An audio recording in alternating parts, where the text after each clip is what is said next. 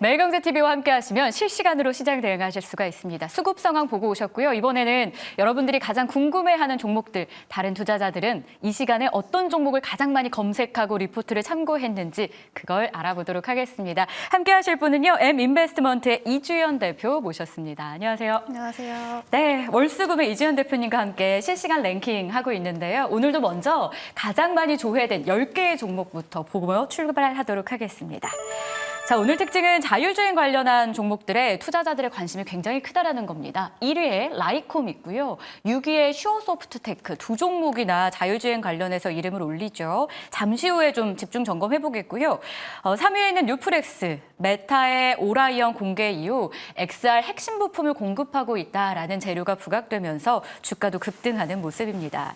제약바이오도 여전히 검색상에 또 이름을 올려요. 오늘은 셀루메드와 바이오다인이 그 주인공이고요. 셀루메드는 신제품의 이 시제품 생산 소식을 전하면서 상한가에 들어갔고 바이오다인은 지난주에 이어서 시세의 연속성 붙고 있습니다. 흥구성에는 유가 관련주로 급등 출발 후에 지금은 윗꼬리를 좀 달고 있는 상황. 고려아연 최근 정말 뜨거워요. 정말 매일 얘기 나오는 경영권 분쟁. 최윤범 회장 측이 반격에 나서면서 투자자들의 셈법도 굉장히 바빠지고 있는 상황입니다. 현대차가 10위에 이름을 올리는데요. 큰 그림에서는 수출 호조가 나왔다라고 해요. 근데 또 세부적으로 보면 미국 판매가 작년에 비해서 좀 줄어들었다라는 소식이 전해지는데 주가 자체만 놓고 보면 지금 3거래일 연속해서 약세를 기록하고 있습니다. 자, 이 중에서 앞서 제가 예고해드린 대로 이 자율주행 관련한 종목을 먼저 봐야 될 것 같아요. 1위에 있는 기업 라이콤 보고 싶은데 이게 재료가 지금 테슬라발 훈풍인 것 같더라고요. 네. 라이다가 워낙 비싸서 테슬라는 안 쓰는데 그래도 좀 테마로 움직이고 있어서 10월 10일까지 저희는 계속 봐도 될까요? 네, 일단은 자율주행 관련해서는 10월 10일까지는 그래도 보셔도 좋다라고 생각이 드는데 다만 좀 중간에 우리가 좀 염두에 둬야 될 거는 오늘 이제 테슬라가 인도량 발표를 합니다. 네. 그래서 인도량이 얼마나 나올지는 모르겠습니다만 시장에서 전망하고 있는 수치는 한 46만에서 47만 정도 보수적으로 좀 잡아보시면 좋을 것 같고요. 일단은 예상치, 이 전망치를 미리 좀 기대감을 반영해서 주가가 또 올랐던 그런 경향이 없잖아 있기 때문에 이번에 전망치가 사실 인도량이 전망치 대비해서 좀 못 미친다거나 아니면 기대치에 좀 못 미치는 그런 결과가 나오게 된다라고 하면은 좀 주가에 어떤 좀 흔들림이 있을 수는 있습니다. 단기적으로. 그래서 그런 것들은 일단 오늘 매매를 하시는데 조금 참고를 해 주셔야 될 것 같고요. 다만 로보택시에 대한 기대감은 말씀해 주셨던 10월 10일까지는 그래도 연속성을 가질 걸로 보고 있습니다.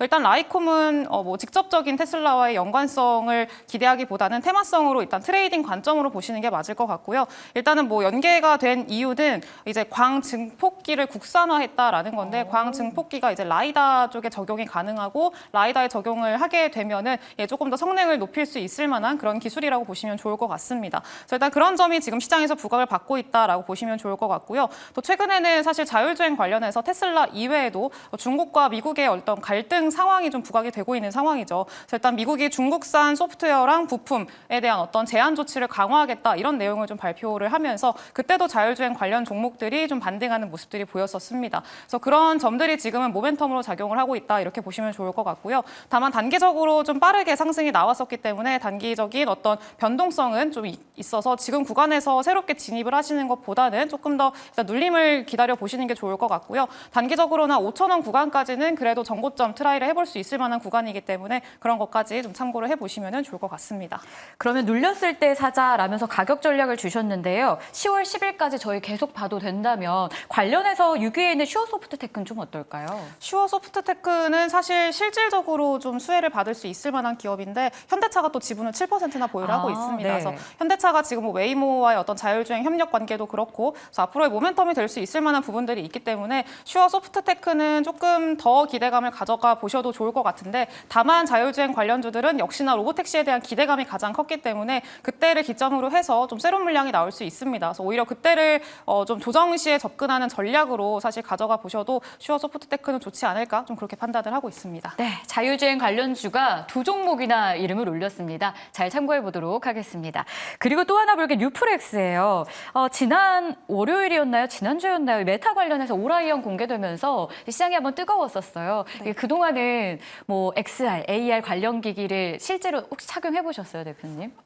안 해봤습니다. 이거 보기만 해도 네. 조금 재밌잖아요. 네. 웃기기도 하고 이거 실제로 네. 쓰고 밖에 나간다고 상상하기 어려울 정도인데 이게 뿔테안경처럼 생겨서 실제로 제품이 나올 가능성이 높다. 뭐 이런 분석들도 있더라고요. 네. 근데 또 뉴프렉스가 관련해서 좀 호재가 있는 것 같아요. 계속 볼까요? 네, 일단은 뉴프렉스는 사실 앞서 말씀드린 라이쿰도 그렇고 뉴프렉스도 그렇고 아직까지는 테마성 상승이라고 보시는 게 맞을 것 같습니다. 네. 그래서 트레이딩 관점으로 지금은 접근을 하시는 게 좋겠다 이렇게 판단을 하고 있고요.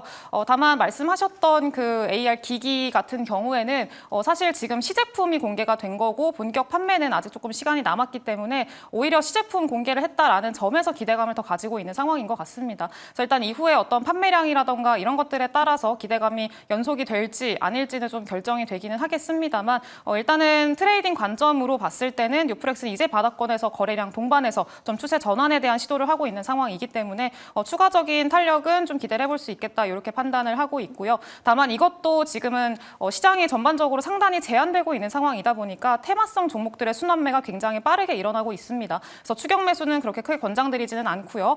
뉴프렉스도 마찬가지로 눌림시, 조정시 접근하는 전략이 지금은 좀 좋겠다. 그렇게 판단을 하고 있습니다. 오늘이 급등이 나오고는 있는데 만약에 들어가고 싶으시다면 조정 시에 매수하는 관점이 유효하겠다라는 조언이 있었고요. 테마성 상승이다. 트레이딩 관점으로 보자라고 조언을 더해 주셨습니다. 참고해 볼게요.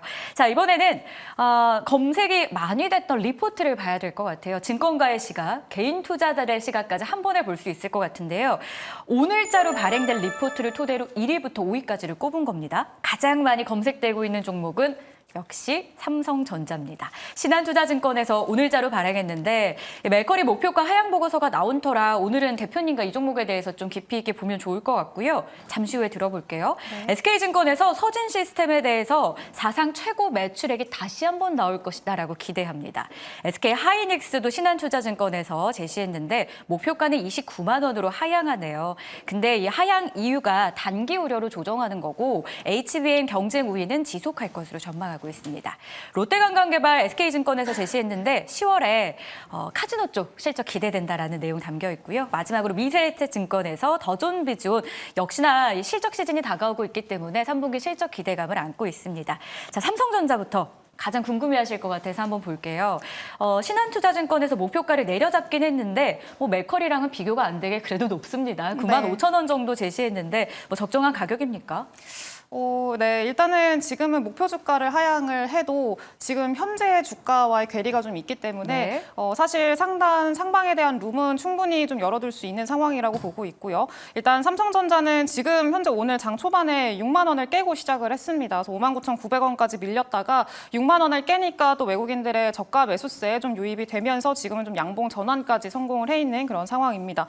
일단은 삼성전자 같은 경우에는 이번에 리포트뿐만이 아니라 사실 최근에 나오는 리포트들이 대부분 목표 주가를 좀 하향하는 그런 모습들을 보고 있는데 크게 좀 구분을 하자면은 뭐 스마트폰에 대한 수요 부진, 그리고 범용 반도체 수요가 둔화됐고 비메모리 적자폭 확대되는 거, 그리고 HBM에 대한 진입 지연 이슈, 그리고 일회성 비용이 이번에 3분기에 좀 발생을 할 거기 때문에 그것도 좀 부정적이다. 그리고 재고 평가 손실 충당금이 환입 규모가 좀 축소가 됩니다. 원래 2분기에는 예상보다 그 환입 규모가 상당히 컸었기 때문에 그거를 좀 보완하기 위해서는 3분기에 HBM에 대한 성과가 본격적으로 나와야 된다라고 했었는데 이게 계속 지연이 되고 있었죠. 그러면서 이번에는 당연히 환입 규모가 축소가 될 거고 2분기의 기저효과로 인해서 더욱더 조금 이런 부정적인 그런 이슈들이 좀 반영이 될 거다. 이런 내용들이 크게 좀 보면은 잡을 수가 있을 것 같습니다. 그러면서 영업이익을 지금 뭐 이번 리포트 상으로는 영업이익 한 10조 2천억 원 정도를 잡고 있는데 대부분 11조 원 언더입니다. 그래서 일단 그 정도 영업이익을 지금은 시장에서는 전망을 하고 있구나라고 보시면 될 것 같은데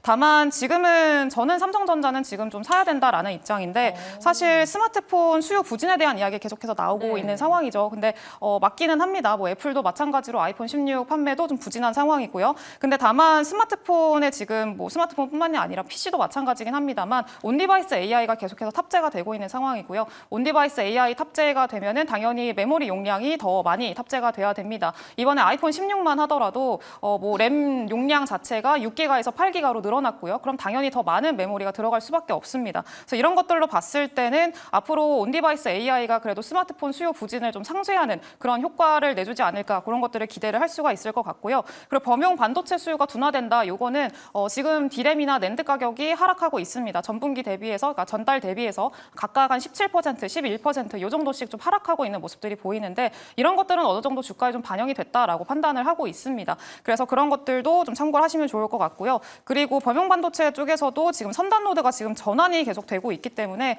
캐파를 좀 잠식하는 효과는 지속이 될 걸로 보고 있고요. 그러면서 공급자 중심의 어떤 이런 구조 자체는 여전히 내년까지도 이어질 걸로 지금 전망을 하고 있습니다. 그렇기 때문에 지금 구간에서 그렇게 크게 좀 리스크를 생각을 할 수 있을 만한 구간은 아니다라고 판단을 하고 있고 HBM도 이제 좀 지연이 되고 있긴 합니다만 4분기쯤 되면은 그래도 HBM에 대한 효과를 기대해 볼 수 있지 않겠느냐 이런 판단을 좀 해볼 수가 있을 것 같고요. 본격적인 성과는 내년 상반기부터 나오게 될 겁니다. 근데 주가는 또 선반영이잖아요. 그렇기 때문에 일단 하반기부터는 조금 기대해 볼 수 있을 만한 여지가 좀 더 있다라고 판단을 하고 있습니다. 그래서 삼성전자는 지금 뭐 PBR 수준으로 봤을 때도 역사적 저가 수준이 PBR 1배 정도 수준인데 최근에는 뭐 1배, 뭐 1.1배 뭐 요 사이에서 계속 움직임이 나왔었습니다. 그래서 그런 것들로 생각을 했을 때도 한 6만 원 선 구간에서는 충분히 좀 접근할 수 있을 만한 구간이지 않을까 좀 그렇게 판단을 하고 있습니다. 이주연 대표와 투자 성향이 맞으셔서 지금 TV를 켜고 집중하고 계신다면 참고해 보시죠. 나라면 삼성전자 지금 매수하겠다라는 조언 더해주셨습니다.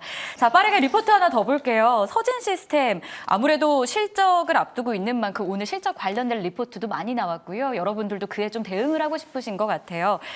분기 실적도 좋은데 내년도 좋을 것으로 전망하더라고요. 어떤 사업이 효자입니까? 네, 일단은 지금 매출 성장을 이끄는 건 ESS라고 네. 보시면 좋을 것 같은데요.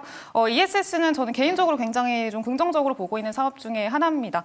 일단 오늘 그 테슬라 관련한 이슈도 얘기를 해드렸었는데 앞으로 테슬라 실적 발표 시즌도 얼마 남지 않았습니다. 네, 근데 일단은 테슬라가 2분기에 실적 발표했을 때를 생각을 해보면은 그때 뭐 인도량이 좀 증가세를 보였던 것도 물론 있었지만 가장 좀 시장을 놀라게 했던 거는 ESS의 성장률이었었습니다. 지금 전기차 캐즘이 좀 길어지고 있는 상황이고 수익성 부진에 대한 좀 이슈들이 많은 그런 상황에서 ESS가 2분기 때 그 1분기 대비해서 한 84% 정도 그 성장성이 보였었고요. 전년 대비로는 100%가 넘게 성장을 했습니다. 그래서 ESS에 대한 성장성이 굉장히 좀 빠르게 진행이 되고 있는 상황이다 보니까 ESS 관련해서는 시장의 좀 관심도가 굉장히 높아지고 있는 상황이죠. 그래서 이번에도 테슬라가 실적 발표를 하고 나서 그리고 ESS에 대한 어떤 성장세가 2분기 때처럼 좀 놀라운 결과를 보여준다라고 하면은 다시 한번 시장에서는 ESS 관련한 좀 모멘텀이 부각을 받을 수 있겠다라고 좀 판단을 하고 있고요. 그런 관점에서 봤을 때 서진 시스템의 매출을 좀 견인하고 있고 3분기에도 매출의 가장